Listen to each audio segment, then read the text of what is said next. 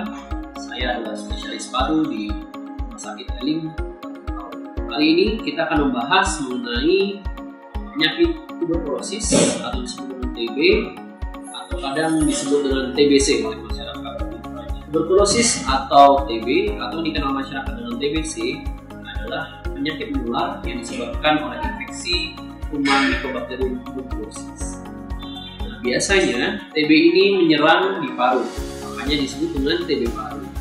Kemudian ada kalanya kuman TB ini bisa menyerang ke organ-organ yang lain seperti otak, tulang belakang, usus, kulit, hingga alat kelamin. Meskipun kejadiannya sangat jarang. Gejala utama TB adalah batuk berdahak yang lebih dari 2 minggu, namun dapat disertai dengan gejala-gejala lainnya seperti demam lebih dari 1 bulan, berat badan yang menurun, nafsu makan yang menurun, kekeringan malam hari tanpa aktivitas fisik, dan keluhan-keluhan lainnya yang tidak membaik dengan beberapa sebelumnya. Kuman TB dapat menular melalui cikan dari batuk atau bersin orang yang terinfeksi TB. Jadi itulah sebabnya penting sekali orang-orang dengan batuk yang lebih dari 2 minggu yang mencurigai terinfeksi TB segera diperiksa dan diobati.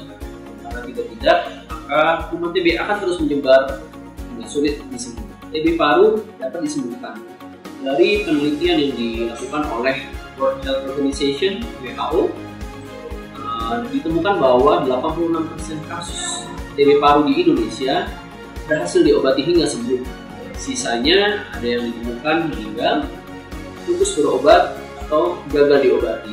Pengobatan TB ini biasanya berlangsung setidaknya 6 bulan hingga 12 bulan tergantung dari jenis TB yang menyerang. Bila TB-nya menyerang di otak atau di tulang belakang, maka pengobatan akan lebih lama. Bila menemui gejala-gejala yang sudah disebutkan sebelumnya, mari segera periksakan diri Anda dan segera berobat. Mari kita bersatu menuju Indonesia bebas TB tahun 2050.